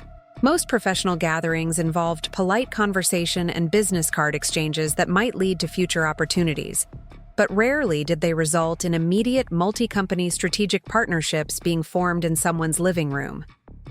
The convergence of the right people with complementary capabilities and immediate business needs had created opportunities that none of us could have anticipated when the evening began. Jennifer was organizing her notes and preparing to leave, clearly eager to begin coordinating with her team about the strategic response framework that had emerged from the evening's discussions. "I'll send preliminary project information to everyone by tomorrow afternoon," she said, addressing the group collectively. "The timeline is aggressive, but having this level of coordinated expertise available gives me confidence that we can develop response strategies that will be effective regardless of whatever tactics Blackstone employs." As the networking event began to wind down and people started gathering their belongings, Marcus approached me with an expression that suggested he wanted to have a private conversation. "Sophia," he said quietly, "I know I already apologized, but I need you to understand that I genuinely had no idea what I was talking about when I described your career to people. I wasn't trying to be malicious. I was just completely ignorant about what you'd actually accomplished." The private apology was more detailed and vulnerable than his public acknowledgement had been, and it suggested that Marcus was beginning to process the emotional as well as professional implications of his misunderstanding. The realization that he had been confidently spreading misinformation about his sister's career had clearly shaken his confidence in his own judgment and professional awareness. "I understand," I said. "The important thing is that you're willing to learn and adjust your understanding based on new information. That's actually a valuable skill for collaborative consulting work, which suggests you might be more prepared for this project than you realize." Marcus looked surprised by my positive assessment of his potential contribution to the Meridian Financial project. "Do you really think I could be helpful?" he asked. "Because honestly, after tonight, I'm questioning everything I thought I knew about business and professional relationships." The question revealed that Marcus was experiencing the kind of professional humility that often preceded significant personal growth and improved performance. The recognition that his previous understanding had been fundamentally flawed was creating space for him to develop more sophisticated perspectives on business relationships and strategic thinking. Professional growth often comes from exactly these kinds of experiences, I said. The willingness to acknowledge when you've been wrong and adapt your approach based on new information is more valuable than most people realize. Companies need team members who can navigate complex situations without letting ego interfere with strategic decision-making. Rebecca had apparently overheard our conversation, and now she approached with what appeared to be a specific proposal for Marcus's involvement in the emerging project. "Marcus," she said, "I've been thinking about how to structure Velocity's participation in this collaboration, and I believe your insights into family dynamics and communication could be valuable for managing the interpersonal aspects of multi-company coordination." The suggestion represented exactly the kind of professional opportunity that could help Marcus develop more sophisticated business skills while contributing meaningfully to a significant strategic project. Rather than being sidelined by his earlier misunderstanding, he was being offered a chance to participate in exactly the kind of high-profile collaboration that could advance his career at Velocity Creative Solutions. As the evening finally concluded and the last networking professionals departed, Marcus and I found ourselves alone in his living room, surrounded by empty wine glasses and the lingering energy of conversations that had fundamentally altered both our professional trajectories and our understanding of each other. The silence between us carried the weight of years of misunderstanding and the possibility of a completely different kind of relationship moving forward. "I called Mom back," Marcus said finally. "I told her the truth about your company and apologized for misleading everyone about your career. She wants to have dinner this weekend so she can hear directly from you about what you've been building while I was busy being an idiot." The admission suggested that Marcus was beginning to take responsibility not just for his misunderstanding about my professional situation, but for the broader family dynamics that his misinformation had created.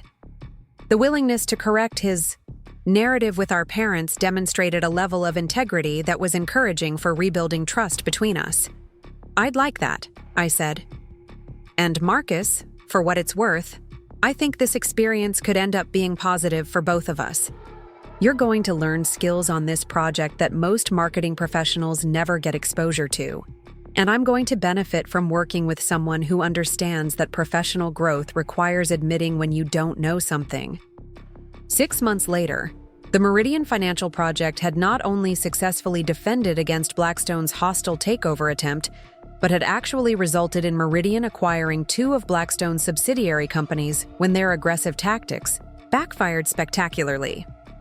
The coordinated strategic response that our 3 companies had developed together had become a case study in effective crisis management that was being taught in business schools and discussed in industry publications. Marcus had proven to be surprisingly effective at managing the interpersonal coordination aspects of our multi-company collaboration, developing skills in stakeholder communication and strategic project management that had earned him a promotion to Senior Account Coordinator at Velocity Creative Solutions. More importantly, he had learned to ask questions instead of making assumptions, a change that had improved not only his professional performance, but our family relationships as well.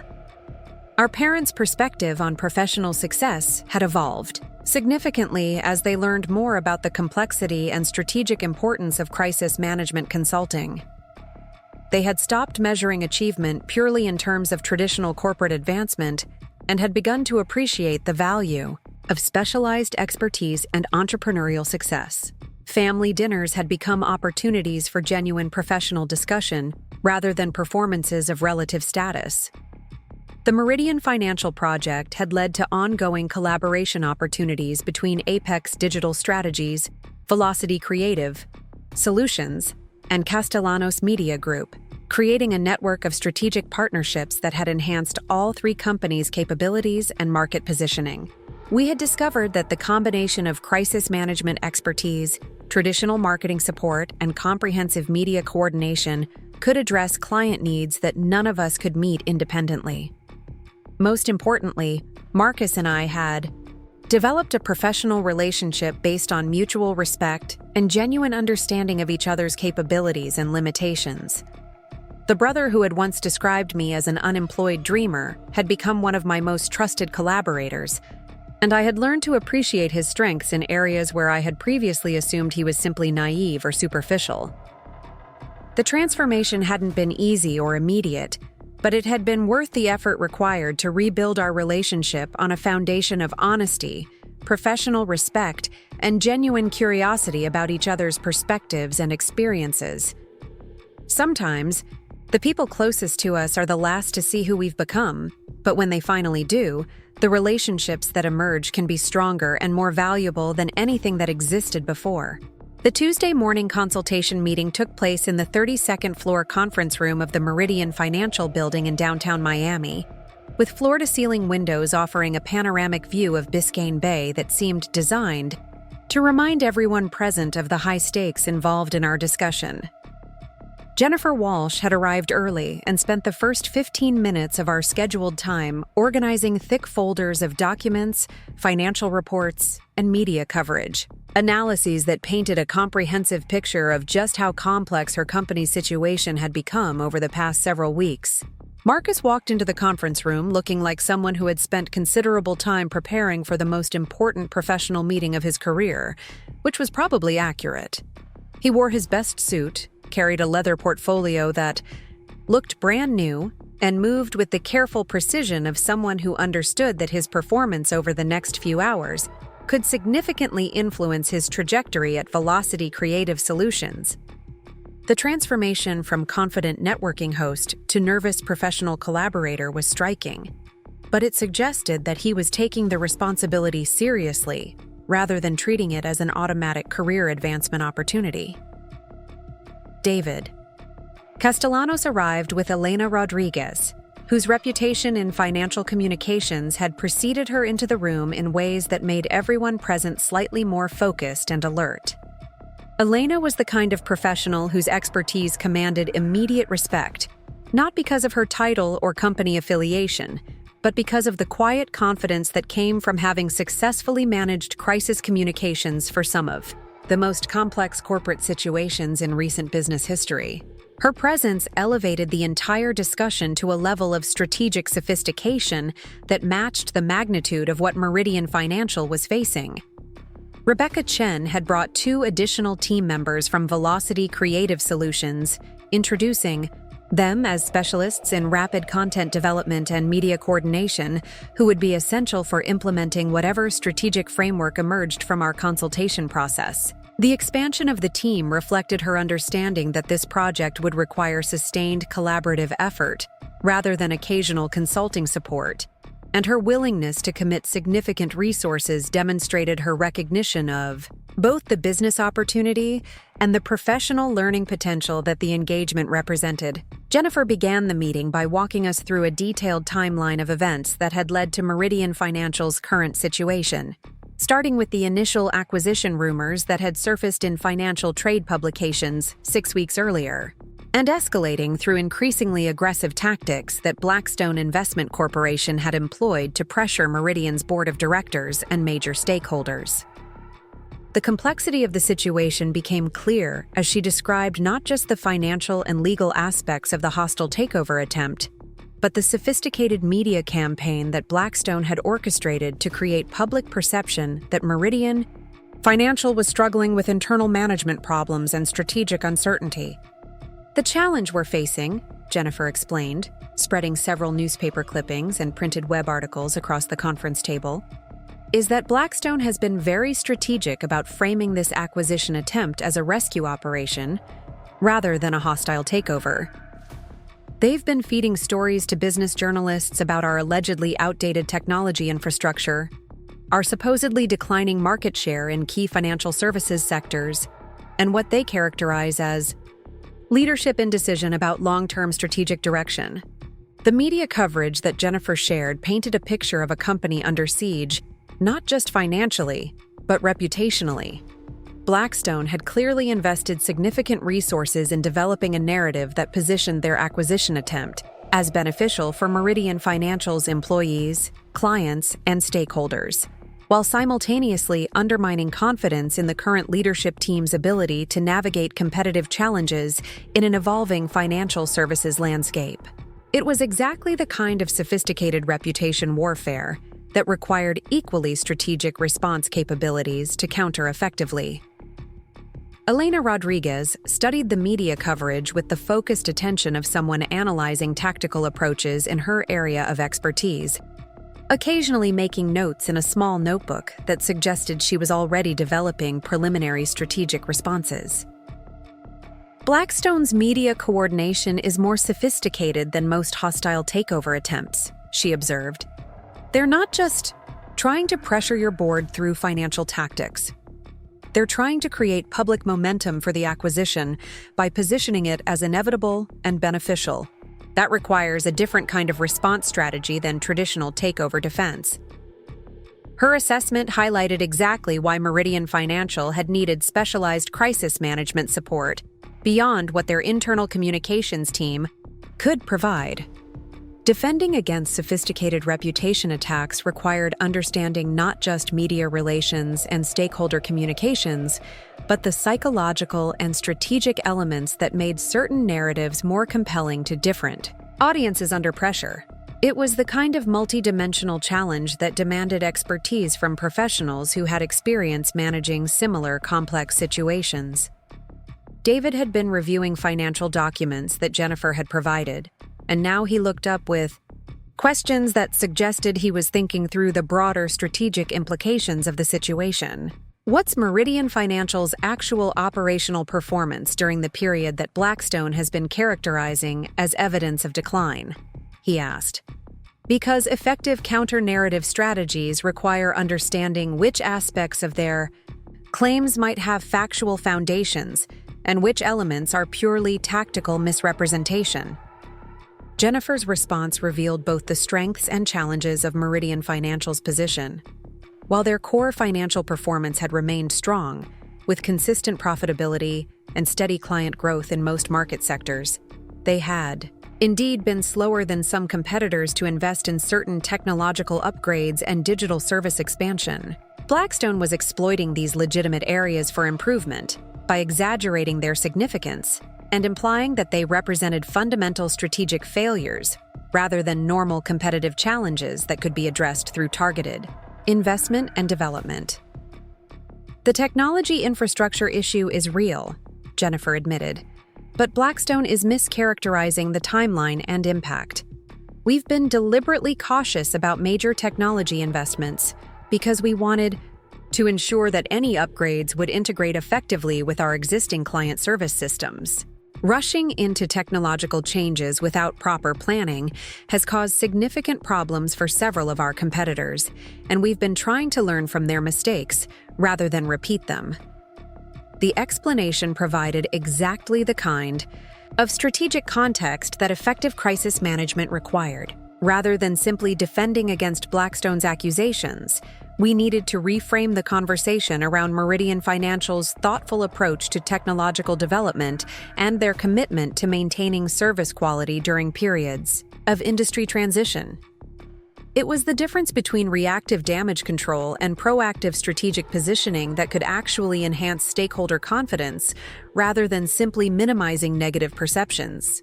Marcus had been listening to this strategic discussion with obvious fascination, occasionally asking questions that suggested he was beginning to understand the complexity of coordinating business strategy, legal considerations, and public communications during high-pressure situations. How do you balance being responsive to media coverage without appearing reactive? He asked. Because it seems like there's a risk of legitimizing Blackstone's narrative by responding too directly to their specific claims. The question demonstrated exactly the kind of strategic thinking that made Marcus valuable for this collaboration, despite his initial misunderstanding about my professional background. His marketing experience had given him insights into message positioning and audience psychology that were relevant for crisis management, even though he hadn't previously encountered the additional complexities that hostile takeover situations created. His willingness to ask thoughtful questions rather than making assumptions was proving to be a significant asset for the team dynamic. That's one of the fundamental challenges in crisis communications, I explained. Direct responses to accusations can sometimes amplify negative messaging by repeating the accusations themselves, but failing to respond can allow false narratives to become accepted as fact. The key is developing proactive messaging that addresses underlying concerns without legitimizing the specific framing that attackers are using. Elena nodded emphatically at my explanation. Exactly. In Meridian Financial's case, we need to shift the conversation from defending against Blackstone's characterization of past decisions to demonstrating forward-looking strategic vision and operational capabilities. Instead of arguing about whether previous technology investments were adequate, we should be showcasing current development initiatives and client service innovations that prove the company's adaptability and growth potential. The strategic approach that Elena was describing represented exactly the kind of sophisticated positioning that separated successful crisis management from conventional damage control efforts. Rather than allowing Blackstone to control the terms of public discussion, we would be establishing alternative frameworks that highlighted Meridian Financial's strengths while addressing legitimate stakeholder concerns through positive demonstration, rather than defensive argumentation. Rebecca had been taking detailed notes throughout this discussion, clearly recognizing that the strategic principles we were describing had applications beyond the immediate Meridian financial situation. This approach to proactive messaging could be valuable for other clients facing competitive pressure, she said. Most companies default to defensive responses when their market position is challenged, but reframing challenges as opportunities for demonstrating capabilities could be much more effective for maintaining stakeholder confidence.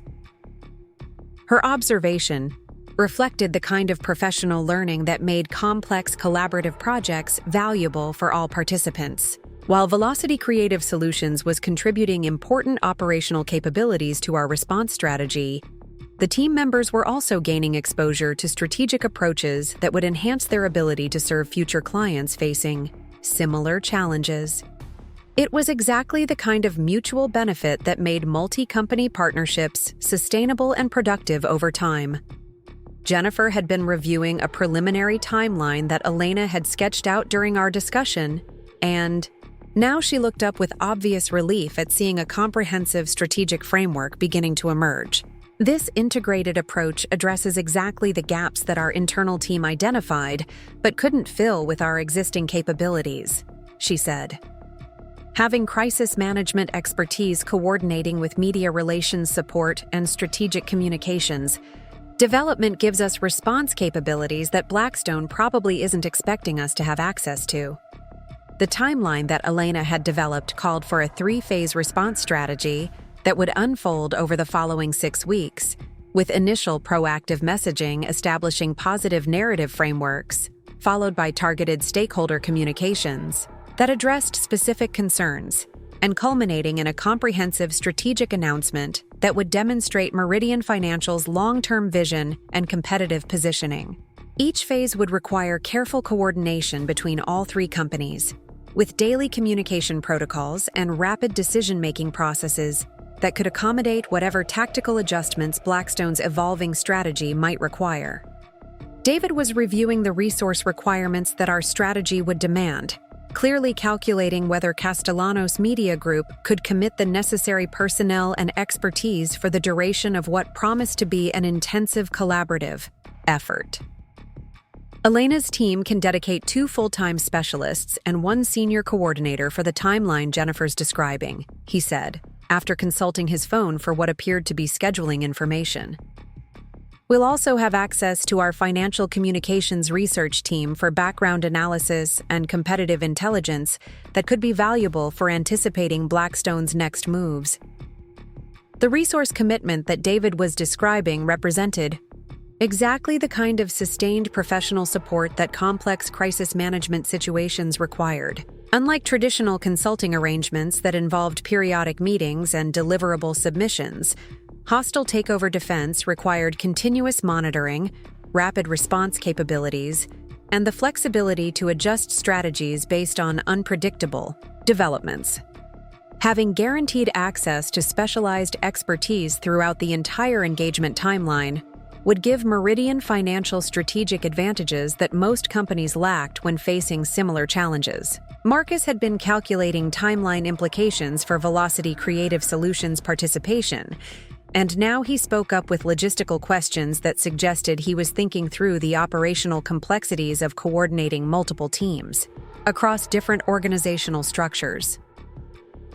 How do we maintain communication efficiency when we're coordinating rapid response across 3 different companies? He asked. Because the decision-making speed that hostile takeover situations require seems like it could be complicated by having multiple organizational approval processes. The question highlighted exactly the kind of practical challenge that could undermine otherwise excellent strategic planning if not addressed proactively.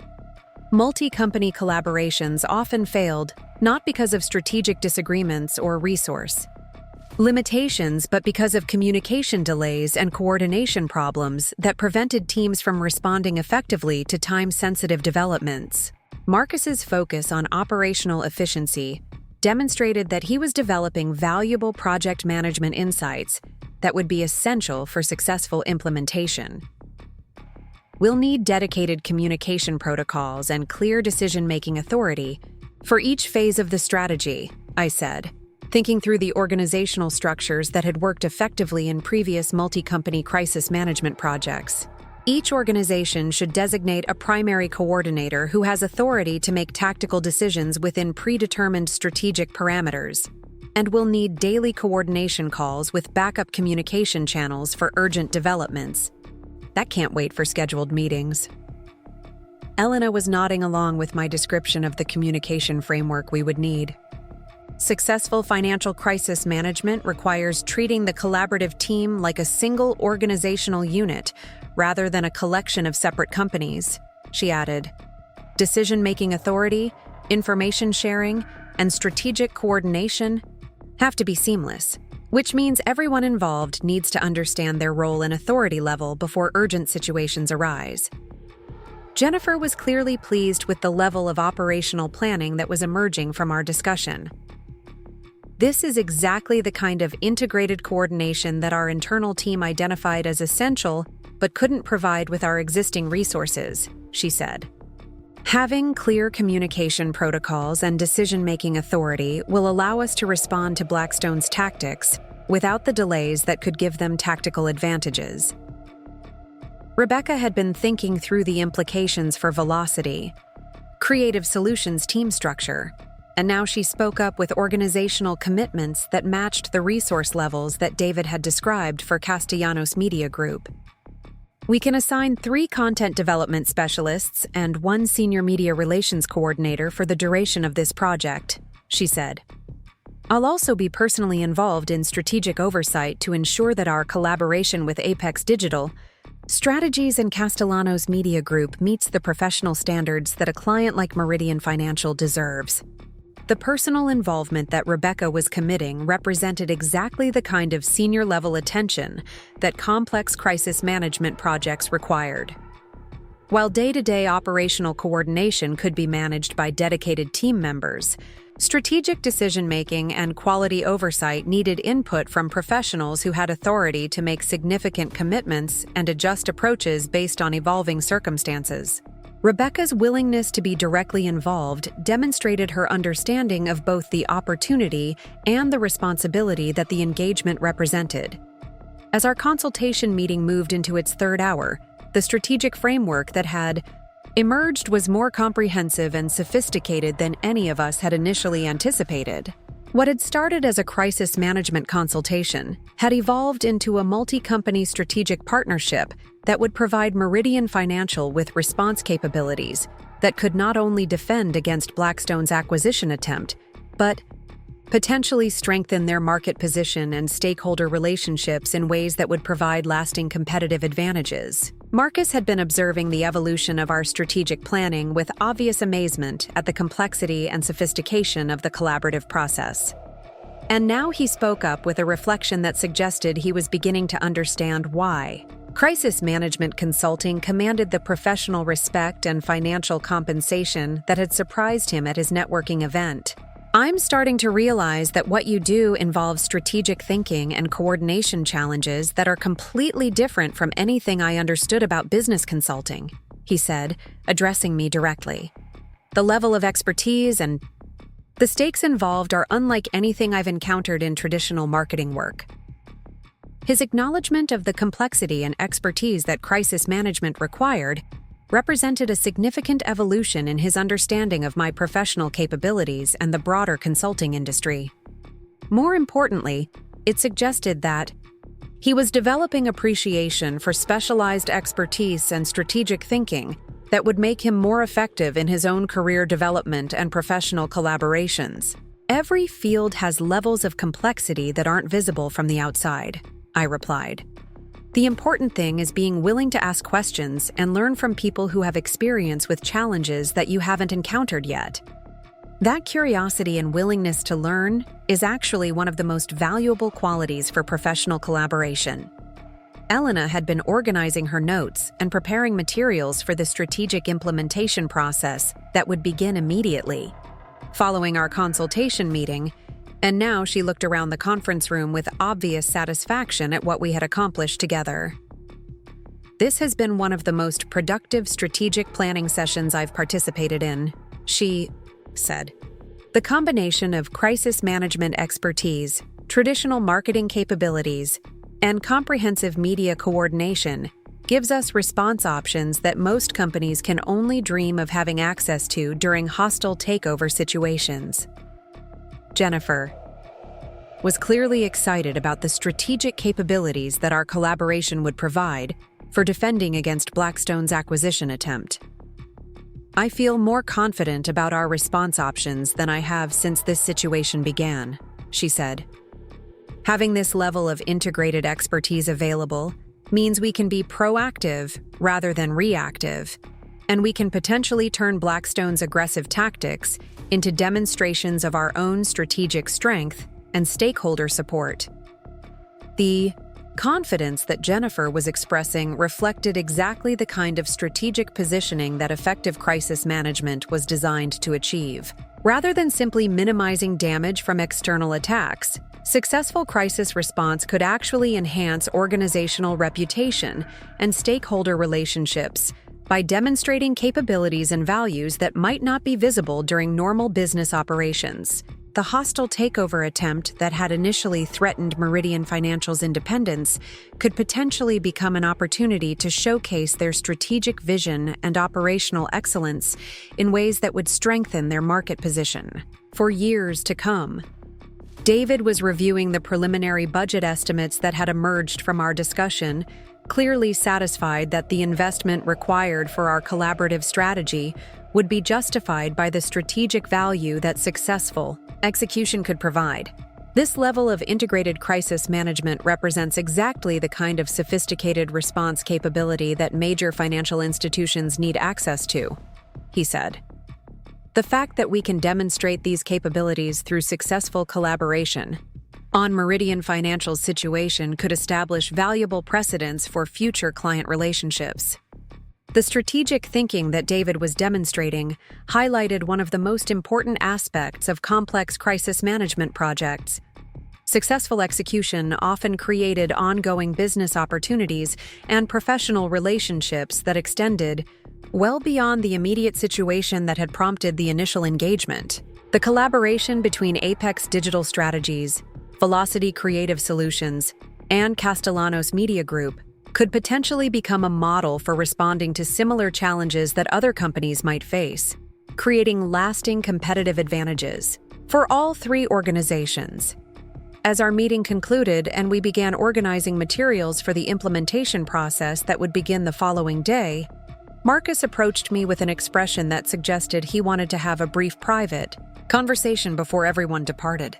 "Sophia," he said quietly, "I know I've already apologized multiple times, but I want you to know that watching this strategic planning process has completely changed my understanding of what professional expertise means and why discretion and specialized knowledge are so valuable in business." The reflection that Marcus was sharing suggested that his experience over the past few days had prompted genuine reconsideration of his assumptions about professional success, family relationships, and the importance of understanding rather than judging what you don't immediately comprehend. The brother who had confidently described my career struggles to his networking contacts was developing humility and curiosity that would serve him well in his own professional development.